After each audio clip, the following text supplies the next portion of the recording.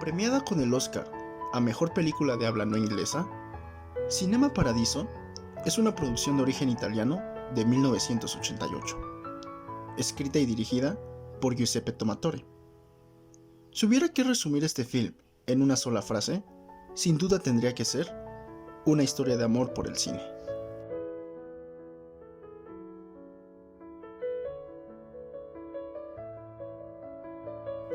Desde que tuve conocimiento de que tendría que visualizar y analizar esta película, tuve altas expectativas respecto a ella.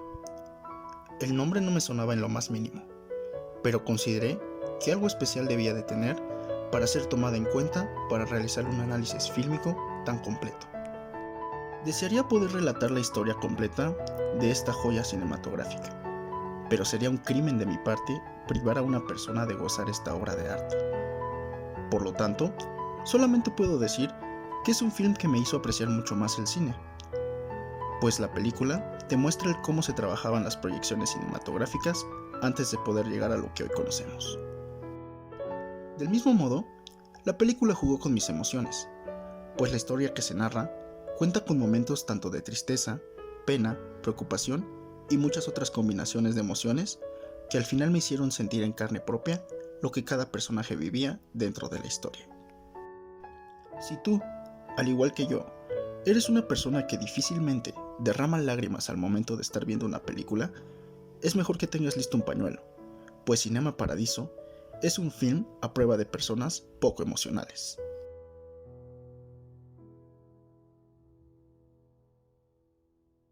Cinema Paradiso es una obra de arte de principio a fin. No hay duda de eso. Y gran parte de ese mérito es gracias al guión tan excepcional que maneja. Dentro del primer acto, aparece Salvatore viviendo su cotidianidad.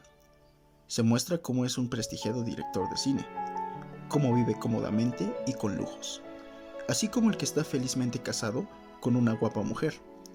Todo parece felicidad en la vida de nuestro protagonista. La noticia de que un viejo conocido del pueblo donde vivió toda su infancia y parte de su adolescencia fallece es nuestro primer plot point y marca el final de nuestro primer acto, pues dicho acontecimiento hace que Salvatore rompa con su cotidianidad y tenga que volver al viejo pueblo de donde hace mucho tiempo salió. El segundo acto comienza con los recuerdos que Salvatore poco a poco va reproduciendo en su mente sobre su infancia. Se muestra al pequeño Salvatore como un niño muy intrépido y lleno de energía que se interesa demasiado en el cine, a tal grado de hacer cualquier cosa por aprender cómo funciona todo el equipo dentro de la cabina de proyección que está a cargo de Alfredo, la única persona que sabe cómo manejar el proyector. La historia sigue su curso y llega al punto donde Salvatore consigue que Alfredo le enseñe todo respecto a la proyección del cine. Así pasa el tiempo hasta que Salvatore, aparentemente, ha aprendido todo respecto a su afición al cine. Sin embargo, del mismo modo, Salvatore crece hasta llegar a ser un adolescente, y es así como llega el momento de presentar su servicio militar. Es aquí donde marcamos el punto medio de la historia, pues nuestro protagonista debe irse del pueblo durante un largo tiempo y dejar su mayor afición atrás. El plot point 2 se ve marcado cuando Salvatore adopta una actitud positiva ante su situación, enfrenta su problemática de la mejor manera y, luego de un largo año, regresa al pueblo para continuar con su vida. De esta manera, entramos al tercer y último acto de la película. Salvatore se enfrenta a muchos cambios tanto personales como de su vida con las personas que suele convivir. Alfredo, quien para este punto se ha convertido como un padre para él, le aconseja alejarse de ahí para que pueda explotar todo el potencial que lleva dentro, pues los múltiples problemas que conlleva vivir ahí lo limitarán para ser alguien importante. Es así como Salvatore se va y logra ser un director reconocido que solo se ve obligado a regresar a su pueblo por la muerte de Alfredo. Es importante mencionar que durante todo el desarrollo de la historia se encuentran diversos nudos, pequeños conflictos que se le presentan al protagonista y que hacen que el espectador tenga mayor atención en toda la película. Un claro ejemplo de esto es el incendio del cine o bien la pequeña historia de amor que vive Salvatore con Elena durante su adolescencia.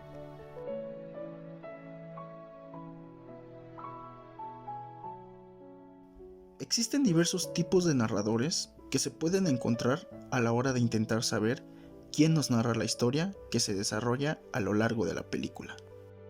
Enfocándonos en Cinema Paradiso, podemos identificar que el film comienza con un tipo de narrador extradiegético, pues la historia tiene su inicio con un encuadre en plano general, donde se muestra una playa. Posteriormente, pasamos a un narrador del tipo intradiegético, en su subdivisión de homodiegético, en una forma de narrador invocador, pues la madre de Salvatore aparece en escena tratando de contactar con su hijo. De forma inmediata, nos encontramos nuevamente con un narrador intradiegético en su subdivisión de homodiegético, pero esta vez como un narrador de marco. Salvatore entra en escena y es cuando comienza a relatar su historia mediante un flashback de su niñez y adolescencia. La historia transcurre, en su gran mayoría, de este modo, pues Salvatore es un personaje dentro de su propia historia en todo momento. Los flashbacks terminan cuando Salvatore regresa a su pueblo para asistir al entierro de su viejo amigo. Sin embargo, se sigue manteniendo el mismo tipo de narrador, pues él mismo sigue contando la historia y apareciendo en ella. Podemos concluir que lo único que se modifica es que la historia se está contando en un tiempo real, mientras que las etapas anteriores fueron recuerdos del protagonista.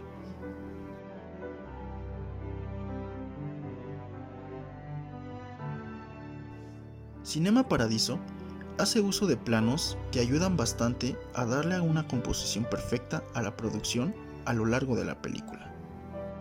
El plano general es muy ocupado a lo largo de la película, pues está repleta de escenas en exteriores donde se le debe de dar al espectador un pequeño contexto de dónde se está llevando a cabo la historia, y esto se puede identificar desde el inicio de la película, pues abre con un plano general de una playa, o bien cuando se muestra la plaza del pueblo, o en el cine, en las lanchas sobre el mar.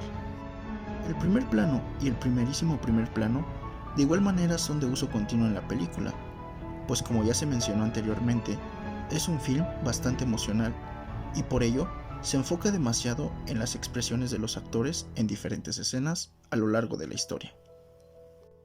Como se puede apreciar en las secuencias de este video, el ángulo más utilizado a lo largo de la película es el natural, aunque en algunos fragmentos también podemos identificar un ángulo en picada y en algunos otros un ángulo en contrapicada. Respecto a los movimientos de la cámara, podemos encontrar paneos que nos permiten darnos cuenta del contexto en el que se encuentra nuestro personaje en ese momento. El movimiento de traveling de igual forma es muy utilizado, ya que nos ayuda a desplazarnos junto al personaje que se encuentra en escena en ese preciso momento. Sin duda, la puesta en práctica de todos estos elementos cinematográficos hacen de la película un goce visual para el espectador. Estos son los aspectos que, desde mi perspectiva, hacen que Cinema Paradiso sea considerada una película excelsa y merecedora de múltiples premios y reconocimientos a nivel mundial.